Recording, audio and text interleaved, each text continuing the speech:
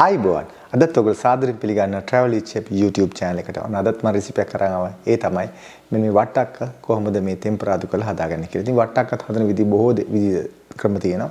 ඉතින් ඒ ක්‍රමයකින් මම තෝරගත්තා අද මෙන්න මේ වගේ මේ තෙල් දාලා මේක ටෙම්පර්ඩ් කියලා කියනවා අපි. ඒ විදිහට මේක හදාගන්න කියලා.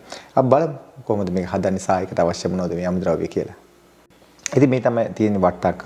ඉතින් මම මේකට කළා තියෙන මේ එකම ප්‍රමාණයට මම මේක කපාගෙන තියෙනවා. ඉතින් කපාගෙන මම මේක කරේ ලුණු සල්පයක් දාලා මම මේක තඹ ගත්තා. ඉතින් මේ තඹුවාම මෙන්න මේ විදිහ තමයි අපි තඹලා තියෙන්නේ. මේක පොත්තත් එක තමයි මම මේක හදන්නේ. විශේෂයෙන් මොකද මේක තඹාදී හරි පරිස්සමෙන් තඹන්න ඕන නැත්නම් මේක බෙරි වුණොත් මෙන්න මේ ටෙම්පරාදුව අපිට මේක හරියට කරගන්න බැරි වෙනවා. මොකද නැත්නම් ගොඩක් වෙලාට මේක මනින්ම බෙරි වල යන නිසා. විශේෂයෙන් මෙන්න මේකෙදි ලොකු වට්ටක් මේ විදිහ විශාල විදිහට කපා ගන්න එපා. නැත්නම් එක පැත්තක් බෙරි වල නැත්නම් පැත්තක් අමු වෙන්න පුළුවන්. ඒ නිසා එකම විදිහට මේක තඹා ගන්න. තඹලා මේක වතුර ටික අයින් කරලා මෙන්න මේ වගේ පොඩ්ඩක් නිවෙන තියලා තමයි මේ වැඩේ පටන් ගන්න ඕන. ඉතින් මෙන්න මේ විදිහට තමයි මම මේ අද වට්ටක් ටිකම ලෑස්ති කරලා තියෙන්නේ. ඊළඟට මට අවශ්‍ය වෙනවා ලුණු. මේක සාමාන්‍ය හීනිය දිග අතර කපාගෙන තියෙන්නේ. ඉතින් ලුණු මෙතන තියෙන ගෙඩි එකමාරක ප්‍රමාණයක්. ඊළඟට අවු මිරිස් තියෙනවා, කහ කුඩු තියෙනවා. ඊළඟට මම මේකට එකතු කරනවා පොඩ්ඩක් මේ ගාලික් ටිකක්. ඒකත් පොඩියට කපාගෙන තියෙන්නේ. ඊළඟට මස්ටර්ඩ් සීඩ් තියෙනවා. ඊළඟට කුරුළු පොත් තියෙනවා, රම්පේ තියෙනවා. මම මේකට එකතු කරනවා විශේෂ දෙයක් තමයි මෙන්න මේ කජු. මෙන්න මේ රට කජු එක මම මේකට පාවිච්චි කරනවා. ඔයගොල්ලන්ට මේක නොදා ඉන්නත් පුළුවන්. නමුත් දාන්නත් දැම්මොත් මේක තව ටිකක් රසය වෙනස් වෙනවා. ඊළඟට මෙතන කෑලි මිරිස් තියෙනවා. ඉතින් මෙන්න මේ ටික තමයි මූලික වශයෙන් අපිට අවශ්‍ය වෙන්නේ. ඊළඟට මම පාවිච්චි කරන ඔලිව් ඔයිල් හෝ ভেජිටබල් ඔයිල් මේකට පාවිච්චි කරගන්න පුළුවන්. ඉතින් මම මුලින්ම කරේ මම ලිප පත්තු කරලා තියෙන්නේ. ඒකෙදි ගින්දර පොඩ්ඩක් වැඩි කරලා මේක අපිට ටෙම්පර්ඩ් කරගන්න ඕන. ඉතින් මුලින්ම මෙන්න මගේ තෙල් ටිකක් මේ විදිහට මම එකතු කරලා තියෙන්නේ. මේකෙදි මම පාවිච්චි කරනවා මේ virgin olive oil එක. ඉතින් ඔයගලන්ට එහෙම තුනත් එක පාවිච්චි කරන්න ඕන නැත්නම් vegetable oil ඊළඟ නැත්නම් මේ අපිට පොල් තෙල් තියෙනවා. පොල් තෙල් පාවිච්චි කරන්නත් පුළුවන්. ලේසි. ඉතින් මේ වගේ හොඳ රත් වෙනකොට මම එකතු කරන ලුණු ටික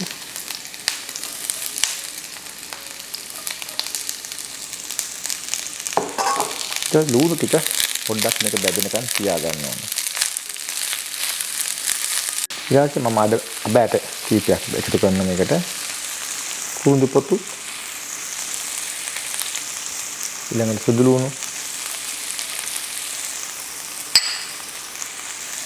පස්සේ මේ වගේ හීනට කපාගත්ත රම්පේ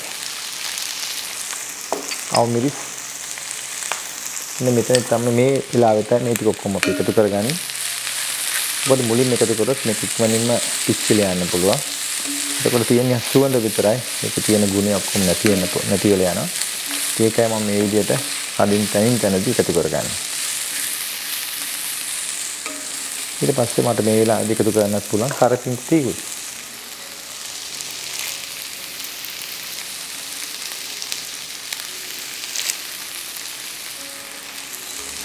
මේක හොඳට පාට වෙන්න බෙදෙන්න තියාගන්න මේ විදිහට. මේක වහන්න එපා මේ විදිහට බෙදෙන්න ආරයි.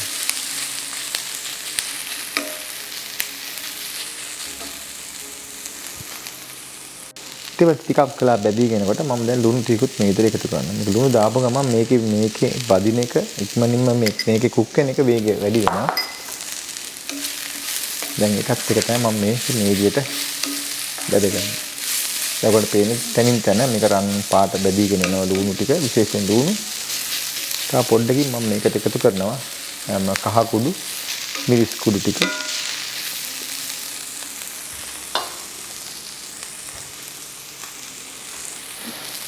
දැන් මෙන්න මේ ගානට බැදීගෙනකොට මම එකතු කරනවා දැන් කහ කුඩු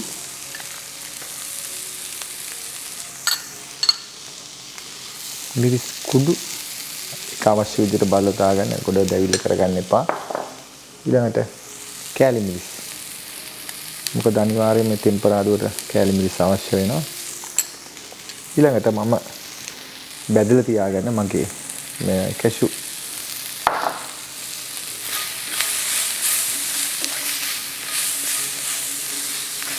මේකදී මම විශේෂත්වයක් කරලා හදන්නේ. ඒකවලත් මේ වගේ මෙන්න මේ රටකඩු එක දාලා හදන්න. දැන් වල පේනදි පොඩ තෙල් නැහැ මේකේ. ගින්දර දැන් ගොඩාක් අඩු කරගන්න.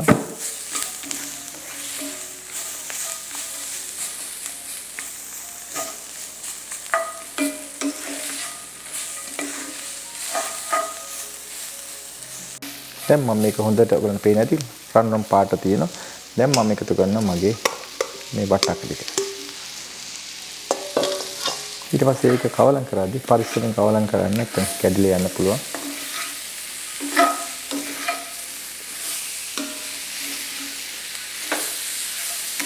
මේ විදිහට හොඳට කලවම් කරන්න හරිම සුවඳයි. ඊට මම මේ කුඩුත් තව පොඩ්ඩක් ලුණු ස්වල්පයක් එකතු කරනවා. නිවන් ලුණු තව ටිකක් අවශ්‍ය වෙයි. මොකද මේක මේ වට්ටක් එක සම්බන්ධි මම ලුණු දාලා තමයි තැම්බුවේ.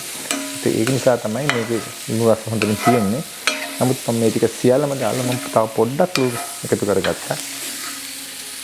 මේ මදි පාඩුවක් වුණොත් කියලා. එච්චරයි මේ විදිහට තමයි මේක මේ හදාගන්නේ. හරිම ලේසි. සුවඳක් තියෙනවා. ඒ වගේම මම හිතන මේක රසත් ඒ වගේම ඇති කියලා. ඉතින් මේ තමයි මම හදාගත්ත මේ ටෙම්පර්ඩ් පම්කින් එක. නැත්තම් මේ ටෙම්පරාදු කරලා හදපු මේ වට්ටක් එක. ඉතින් මේකේ මම දාලා තියෙන ඔයගොල්ලෝ පේන්නේ නැති පීනට්ස් කියලා අපි කියනවා. රට කජු එක තමයි මේ දාලා තියෙන්නේ. නැත්තම් මේ කැෂු එක නෙවෙයි. මේ ඉතින් මේක ඉතින් වෙනසක් විදිහට මේක හැදුවේ නැත්නම් හැමදාම එක විදිහට කන්න නිසා මම පොඩ්ඩක් වෙනස් කරා මේක. නමුත් මේක හදන විදි ගොඩක් විවිධ හදන්න පුළුවන් විවිධාකාරව. ඉතින් මම ඔයගොල්ලෝ මේ ලේසියෙන් හදාගන්න පුළුවන් ඉතින් තමයි අද ඔයගොල්ලන්ට කියලා දුන්නේ. ඉතින් මේ විදිහට ඔයගොල්ලෝ හදලා බලන්න.